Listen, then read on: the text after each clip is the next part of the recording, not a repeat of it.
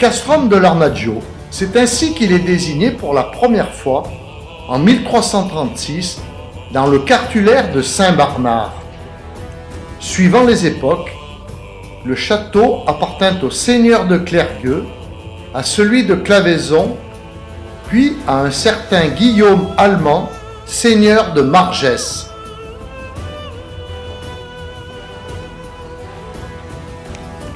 C'est vers 1400 que Larnage passa aux Brunier, famille à laquelle appartenait Jacques Brunier, chancelier du Dauphiné sous Humbert II, et qui s'allia par un mariage avec les puissants Adhémar de Marsanne.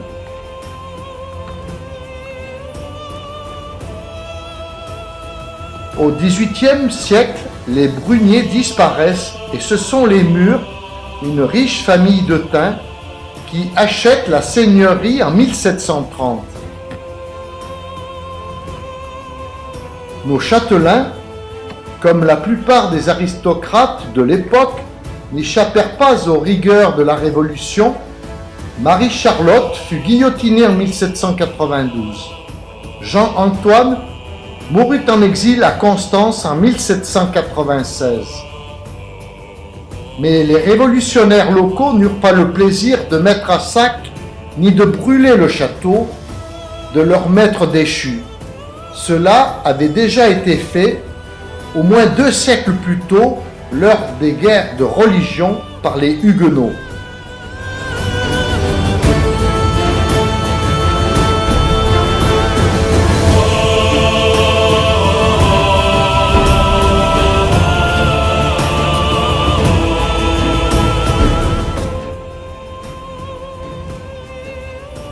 Finalement, les Murs survivants, revinrent d'exil, firent construire l'édifice qui est maintenant l'hôtel de ville de Thym, et avec le titre de comte de Larnage, continuèrent à être influents pendant tout le XIXe siècle, dans le canton et même au-delà, avec leur possession à Anneyron par exemple.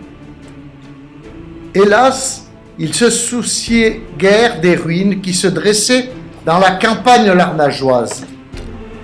Il y avait encore de beaux restes pourtant à l'époque, 4 tours sans doute, il n'en reste que 2 aujourd'hui, et de fortes murailles qui ont tenu bon jusqu'à nos jours, même si, comme bien d'autres de ses semblables, il dut servir de carrière de pierre pour les habitants du lieu.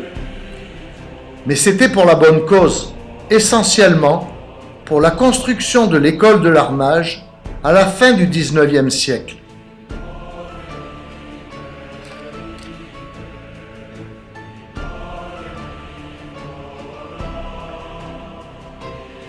Le XXe siècle ne semble pas avoir eu de prise sur lui. Un dessin de Max Monnier de la Ciserane, datant de la fin du XIXe siècle, le montre dans un état voisin de celui dans lequel il se trouve aujourd'hui.